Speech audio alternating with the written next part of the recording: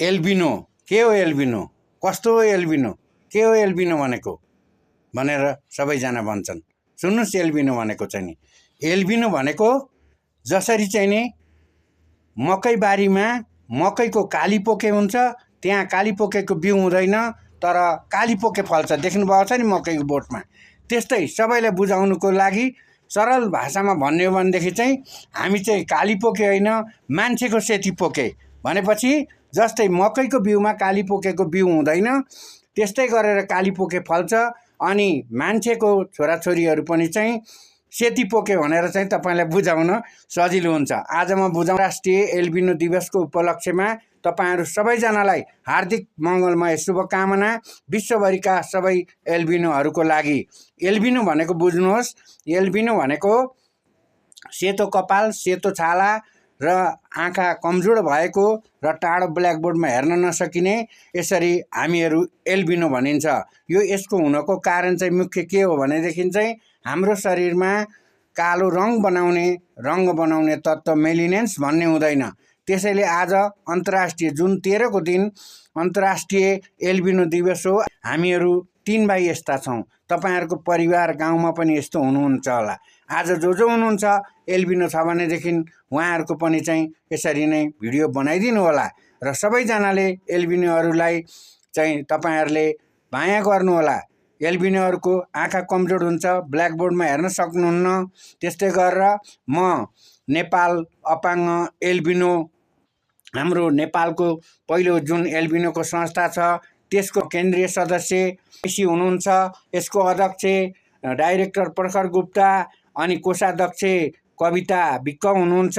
त्यस्तै गरेर केन्द्रीय सदस्यहरूमा झक्क भण्डारी अनि त्यस्तै गरेर चाहिँ नि भगवती भण्डारी, जेम्स फुएल अनि दिनेश बस्नेत, भीम बराल, विकास बिसी, त्यस्तै गरेर विशाल बिसी अनि जीवन सुनवार आदि धेरै हुनुहुन्छ। त्यस्तै गरेर प्रकाश तुलाङ्गी साथीहरू हुनुहुन्छ, बहादुरी विक्क भन्ने भाइहरू जहाँ हुनुहुन्छ सबैजनाले माया गरिदिनुहोस्। हामीहरूलाई घाममा बस्नु हुँदैन, 10 मिनटसम्म भयो भने हाम्रो छालामा चाहिँ क्यान्सर हुनसक्छ। र जो चाहिँ नि तपाईँहरू चाहिँ नि उद्योगपतिहरू कामदारहरू हुनुहुन्छ भित्र बसेर काम लगाउने काम दिनु होला। शिक्षकहरूले पनि जहाँ पढाउनुहुन्छ आँखा कमजोर हुन्छ, पहिलो बेन्चमा राखेर चाहिँ एल्बिनोहरूलाई पढाउनको लागि चाहिँ तपाईँहरूले चान्स दिनु होला। उहाँहरूले आँखा कमजोर हुनुहुन्छ, हामीहरू देख्दैनौँ। त्यस्तै गरेर जहाँ जो हुनुहुन्छ सबैजनाले चाहिँ नि यसरी तपाईँहरूले मद्दत गरेर एल्बिनोहरूलाई चाहिँ नि चान्स दिनु होला। एल्बिनोहरूको लागि चाहिँ नि विभेद नगरिदिनु होला, किनभने जसलाई पनि यो हुनसक्छ। यसको मेन कारण भनेको चाहिँ तपाईँहरूलाई म आज भनिदिन्छु, यसै हो भनेर वैज्ञानिकहरूले पत्ता लगाउन त सक्नु भएको छैन। र यसको कारण के हो भनेदेखि एल्बिनोहरूले टाढा देख्न सक्दैनन्, नजिकबाट देख्न सक्छन्। तर एल्बिनो पनि विभिन्न खाले हुनसक्छ, 2-3 प्रकारका हुनसक्छन्।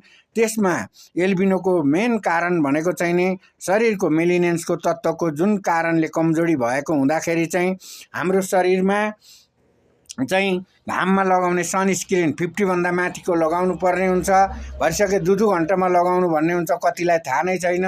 र यो अहिले मात्रै थाहा भइराखेको छ। र विभिन्न देशहरूमा, अरू अन्तर्राष्ट्रिय युरोपियन देशहरूमा र विश्वका देशहरूमा चाहिँ एल्बिनोहरूलाई चाहिँ सरकारले नै ह्याट, लामो बाहुला भएको लुगा, ह्याट र अनि घाममा लगाउने चस्मा अनि सनस्क्रिन, यसरी घामले देखिने ठाउँमा लाउने चाहिँ नि क्रिमहरू चाहिँ सरकारी तवरबाट नै प्रोभाइड गरिन्छ। र एल्बिनोहरूलाई नाइजेरियामा र अरू अफ्रिकन धेरै कन्ट्रीहरूमा पनि चाहिँ एल्बिनोहरूलाई सरकारले नै व्यवस्था गरेको छ। त्यसैले उनीहरूलाई रोजगारको व्यवस्था र एल्बिनोहरूले पनि धेरै पढ्नु भएको छ र चाहिँ विभिन्न ठाउँमा शिक्षकहरू र काम गरिरहनु भएको छ, बाहिर बसेर काम गर्नु हुँदैन। त्यसैले सम्पूर्ण संसारभरिका एल्बिनोहरूलाई चाहिँ सबैले माया गरिदिनुहोस् र हार्दिक मङ्गलमय शुभकामना भन्न चाहन्छु जम्मैलाई। एल्बिनोहरू संसारभरिका एक हौँ र जहाँ जति सक्नुहुन्छ भने हाम्रो गाउँमा नि यसरी एल्बिनो छन् भनेर भिडियो कन्टेन्ट क्रिएटरहरूले र साधारण भयो भने भिडियो बनाइदिनु होला, नाम ठेगाना चाहिँ नि दिनु होला। र यो राष्ट्रिय अपाङ्ग एल्बिनो सङ्घमा सबैजना आबद्ध बनौँ र एकबद्ध बनौँ। गोलबन्द पोहोर हामीले चाहिँ नि नेपालगञ्जमा एकदम गर्मीको ठाउँमा चाहिँ 3-4 दिनसम्म एल्बिनोको भेला गराएका थियौँ। देशभरिका मानिसहरू हुनुहुन्थ्यो। त्यसमा चाहिँ कोअर्डिनेट गरिदिनु भएको थियो चाहिँ हाम्रो कृष्ण गहतराज ज्यूले र त्यस्तै गरेर चाहिँ नि त्यहाँ नेपालगञ्जमा चाहिँ त्यहाँका मेयरले र अरू विशिष्ट व्यक्तिहरूले त्यहाँ चाहिँ विशेष एल्बिनोलाई बधाई दिनुभएको थियो र एल्बिनोलाई सेवा सुविधा दिने प्रण गर्नुभएको थियो र अधिराज्यभरिका सबै मानिसहरूलाई सबै उच्च पदस्थ कर्मचारी मन्त्री परिषदको कार्यालय स्वास्थ्य मन्त्रालयमा एल्बिनो भनेको छुट्टै किसिमको अपाङ्गता हो र आँखा कमजोरी र छाला पनि कमजोरी भएको हुनाले चाहिँ नि उनीहरूलाई एल्बिनोहरूलाई चाहिँ सबै ठाउँमा ख वर्गको परिचय पत्र दिइराखेको छ र तपाईँहरूलाई पनि अनुरोध गर्छौँ।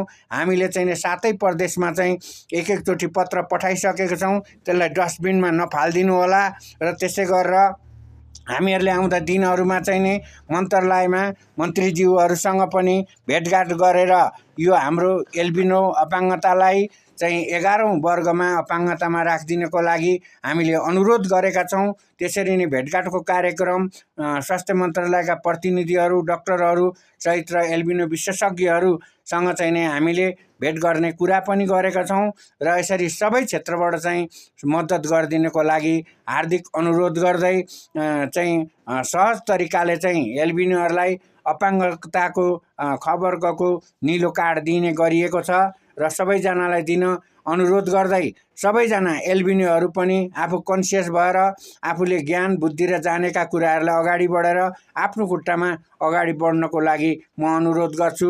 फेरि पनि 13औं एल्बिनो दिवसको उपलक्ष्यमा सम्पूर्ण सबैलाई हार्दिक शुभकामना मङ्गलमय शुभकामना भन्न चाहन्छु। म भीमबहादुर श्रेष्ठ र यी विभिन्न कुराहरू सँगसँगै तपाईँहरूलाई म आफूले जानेको कुराहरू सोसल मिडिया मार्फत पनि र एल्बिनो सम्बन्धीका धेरै कुराहरू बताउँदै जानेछु र तपाईँहरूले चाहिँ सोध्न सक्नुहुन्छ।